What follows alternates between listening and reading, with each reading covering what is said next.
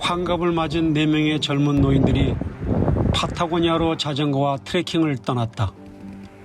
그들은 인생의 새로운 시작을 찾기 위해 이 순례를 떠났고 자신들의 한계를 시험했다.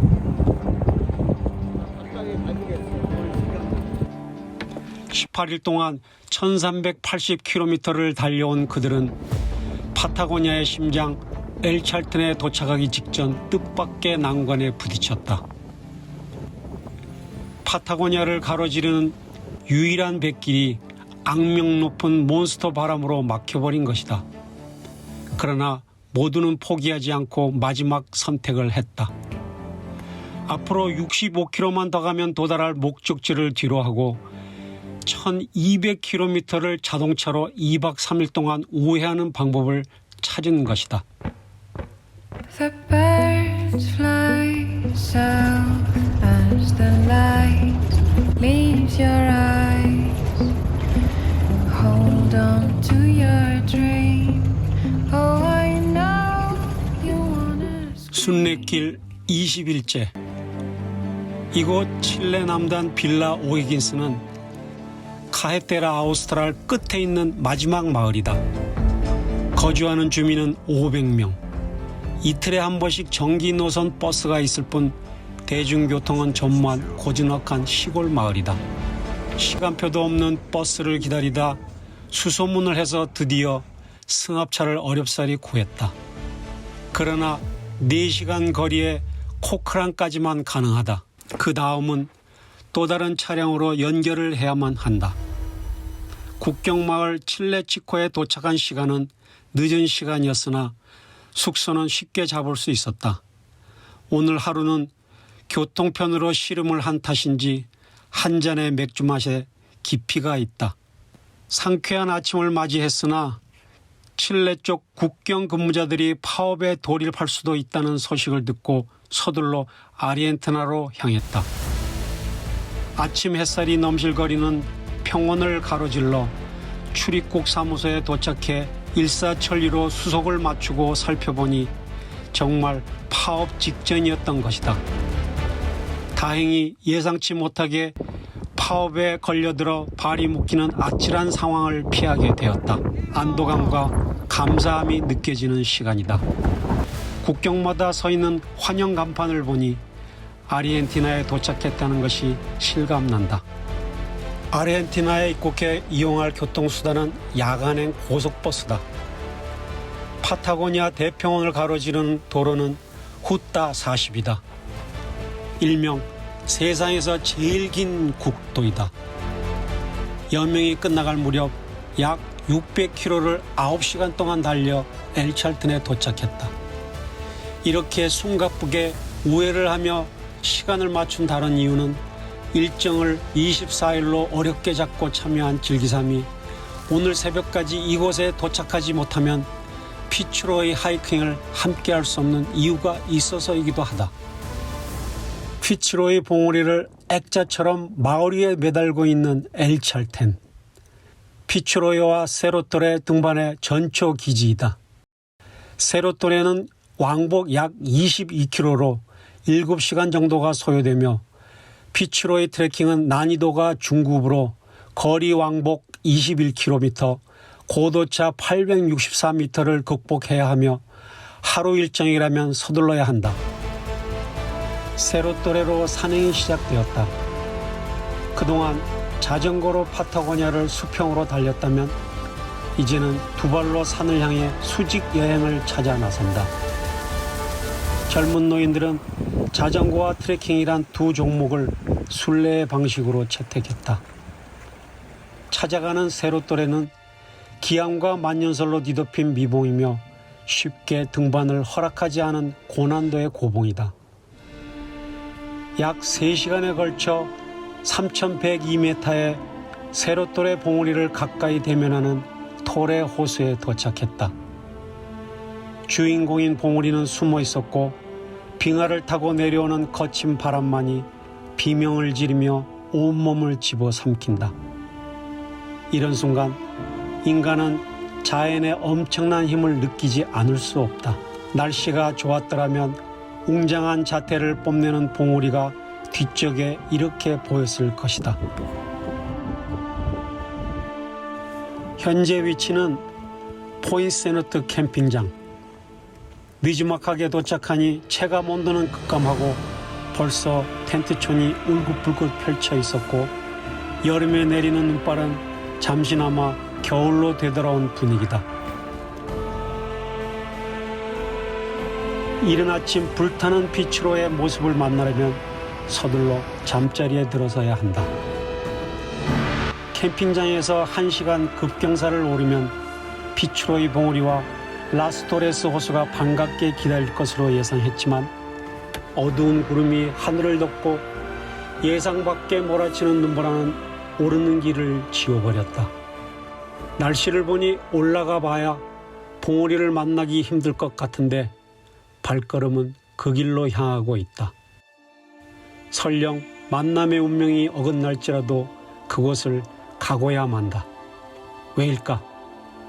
그들은 피츠로에와 만남을 위해 노력했던 자신의 모습을 기억하고 신념과 목표를 향해 가는 삶의 자세 때문일 것이다. 여기 맑은 날 가정에 본 봉우리다. 날카로우면서도 매력적인 자태를 보여준다. 남성적 인상이다. 이것은 아침 햇살에 붉게 물든 봉우리, 불타는 고구마의 강렬한 모습이다. 역시 세계 5대 미봉 중에 하나라는 걸 실감케 한다. 이 산의 별명은 여러 개가 있다. 상어꼬리, 불타는 고구마, 엘찰텐의 등대 등이 있으며 12월에서 2월까지가 여름이라 방문의 적기이다. 하산길은 옛 캠핑장이었던 리오블랑코까지 약 10km를 지나 캠핑장에서 텐트와 장비를 회수하고 하산길에 카프리 호수에서 아쉬움을 날리려 피츠로이를 향해 마음의 눈도장을 다시 찍는다. 고도가 낮은 지역인데도 몸을 가눌 수 없는 바람은 한결같이 세차다. 바로 저기가 피츠로이인데 피츠로이가 안 보인다. 궂은 날씨에 벅찬 하이킹을 하고 당이 딸렸는지 만장일치로 이 작은 동네에서 제법 큰 아이스크림 집으로 향했다.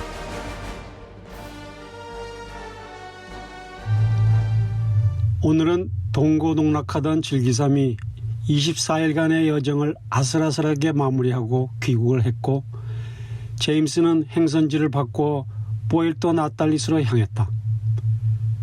거북이와 순기는 자전거로 칠레의 국경을 통과해 토레스델 파이너로 향했다. 국경에서는 음식물 반입이 금지되어 철저한 검사를 받는다. 여기는 팜파스 같은 광활한 평야가 끝없이 이어진다. 오직 자전거만이 한 획을 그으며 대지에 생명을 불어넣는다. 파타고니아 하늘과 땅 사이 자유는 바람에 흔들려 구름은 가슴을 떠돌게 하고 영혼을 쓰다듬네. 먼 풍경은 평원에 머물고 젊은 노인들이 가는 길마다 흙먼지 퍼지는 대지 위에 시간은 느리게 삶의 노래 부른다. 타운의 동정을 살피러 들어서는 개척자의 모습. 길가에 있는 바로 들어가는 두 사람. 가우초의 벨벳 모자가 잘 어울리는 칠레 아가씨가 매우 친절하다. 나그네의 마음도 녹일 듯 분위기가 좋다. 오늘 저녁은 빌라세오 카스틸로에서 쉬어가기로 작정한다. 두 나라 국경을 넘나들며 안데스 산맥을 따라 내려온 지 26일차다. 이번 여정의 대미를 장식할 토레스델 파이네가 육안으로 들어왔다. 설레임에 자전거 페달링이 가벼워진다. 가까이 다가갈수록 평야의 흙먼지가 칼바람을 타고 연막을 뿌린다.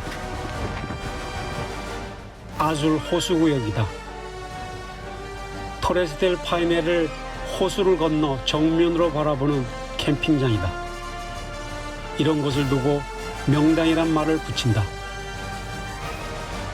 캠핑장에서 취사와 연료 사용은 일정한 장소에서만 허락된다.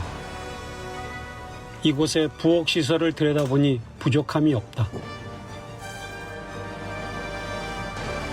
남반구의 어둠은 늦게 찾아온다. 이 현상은 지구의 자전축이 기울어져 있기 때문이다. 파타고니아의 여름은 12월부터 3월까지로 이 기간 동안은 낮이 길어지고 밤이 짧아진다. 아침 햇살에 시야가 선명하다. 오늘의 목적지를 배경으로 자전거도 포즈를 잡고 주인들도 포즈를 취한다. 토레스델 파이네로 가는 길목에 폭포 리오 파이네가 시선을 붙잡는 바람에 진한 커피를 한 잔 만들었다. 이곳 전망대가 한적하다. 명소이긴 하나 교통의 사각지대라 방문자가 드물다. 젊은 노인들은 항상 여유가 넘친다. 그들은 삶의 법칙을 터득해서인지 언제나 여유가 차고 넘친다.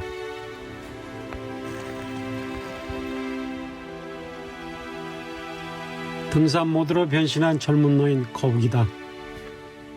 여행은 인생 대학이다라는 모토로 늘 새로운 걸 배우는 기분으로 여행에 임하고 1년에 여러 날을 여행으로 보낸다. 뒷모습을 보여주는 순기 씨도 둘째라면 서러워할 여행 지휘자다. 현재 노마드의 라이프를 전격으로 시작하신 분이다. 펼쳐진 안셀시오 계곡은 영화 미장센의 조건을 갖추고 있다. 설산은 구름과 어우러져 장엄한 풍경을 이루고 있으며 숲은 수목 한계선을 구별하여 웅장한 비례감을 자아낸다. 게다가 내리막이라 발걸음이 가벼워 마치 천국에 내려온 듯한 착각에 빠지게 한다. 칠레노 산장까지 말을 타고 오가는 가우초들은 산악지형을 자유자재로 오르내리며 여행객들에게 색다른 경험을 선사한다. 산장은 가우초들이 말등에 실어온 맥주로 등산객들에게 갈증을 풀어주는 곳이기도 하다. 급경사로 1시간 거리를 오르다 보면 라스토레스 전망대에 도착하고 토레스델 파이네와 토코이스 호수를 만난다. 그저 넋을 잃고 바라볼 수밖에 없다. 웅장하고 신비로운 산의 모습은 어떤 풍경과도 비교할 수 없는 그야말로 경이로운 광경이다. 성스러운 시간이기도 하며 기도하는 마음이 저절로 생긴다. 저들의 순례길에는 항상 포도주가 함께했다. 그 빛깔은 마치 순례자들의 열정과 희망을 상징하는 듯 했다. 언덕을 내려오는 순간 숨이 멎을 듯한 놀라움이 펼쳐진다. 라스코에르노 산군이 버티고 있는 모습은 스펙타클 그 자체다.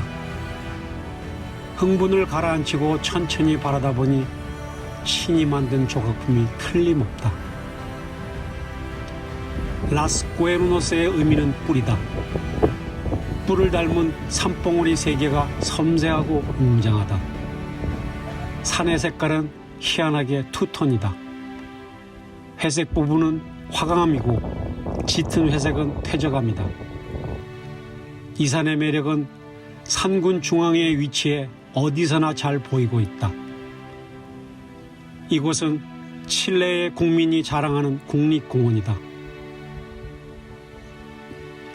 돌아오는 길에 토레스델 파이네의 상표가 있는 로컬 맥주로 목을 적셨다. 저녁 준비를 하는 동안 뿔 달린 사슴과 라스코에르노스가 자꾸 오버랩되는 이유가 궁금했다. 황금빛 아침 햇살이 피어오른다. 푸른 호수와 울창한 숲이 어우러진 산세는 그 장엄함 속에 숨겨진 평온함도 있다. 순례의 의미를 되새기며 지금의 순간을 세심하게 기록한다. 지금까지 라스코에르노스를 정면으로 마주했다면 이제 좀 더 다가가서 보기로 했다. 베오의 호수의 백기를 이용해 파이네 그란지에서 하산을 하고 방향은 이탈리아노 산장이다. 가는 길에는 고사목과 화재를 입은 나무들이 질비하다. 트레커를 위한 트레일 브리지가 설비되어 숲의 지표면을 훼손하거나 생태계를 해치지 않고 안전하게 이동할 수 있게 했다.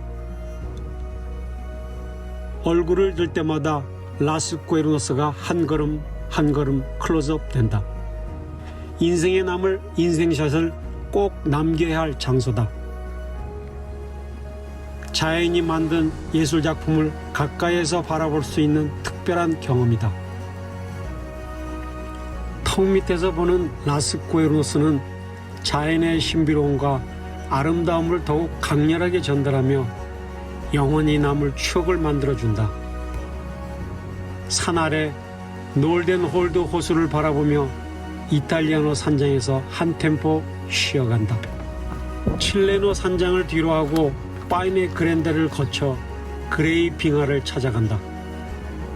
그레이 호수를 왼쪽에 두고 빙하로 가는 길은 바람의 길이다. No wind, no 파타고니아.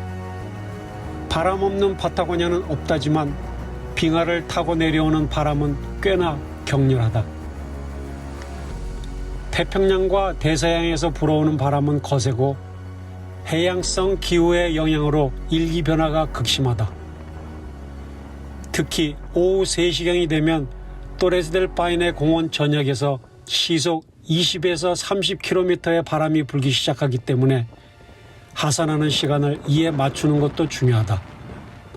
보통 11시부터 1시 사이는 바람이 가장 약하다. 거친 바람과 혹독한 날씨에도 야생화는 화려함을 드러낸다. 그 틈에 화재를 당한 화재목이 지난 2011년 11월에 산불을 상기시킨다. 코앞에 빙하의 끝부분, 빙하 혓바닥이 보인다. 몇천 년을 걸쳐 파타고니아를 감싸고 흘러내려온 그레이 빙하다. 엄마의 품처럼 세월의 흐름과 자연의 변화를 고스란히 간직하고 있다. 젊은 노인들은 빙하 호수의 끝으로 간다. 그레이 호수. 초여름이라 유빙은 살아있다. 그러나 빙하의 끝부분은 점점 더 멀어져 간다. 지구의 미래가 점점 어두워가는 건 아닌가?